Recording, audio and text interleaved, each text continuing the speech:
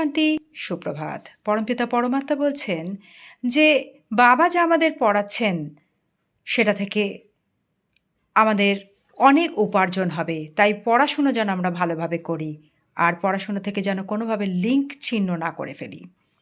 বাবা বলছেন যারা স্নেহী বাচ্চা হবে তারা সবসময় বাবার থেকে উড়ন্ত কলার বরদান প্রাপ্ত করে, এবং সেই উড়ন্ত কলার দ্বারা যদি সে বাবার কাছে সেকেন্ডের মধ্যে পৌঁছতে পারে, তাহলে সেখানে মায়া তাকে ছুঁতে পারবে না।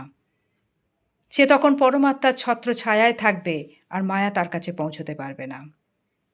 সে তখন পরিশ্রমটা মনোরঞ্জনে পরিবর্তন হয়ে যাবে। তার তখন নিশ্চিত হবে যে প্রতিটা কর্মে সে বিজয়ী অনুভব করতে পারবে, এবং সে তখন নিশ্চিন্ত হয়ে যেতে পারবে।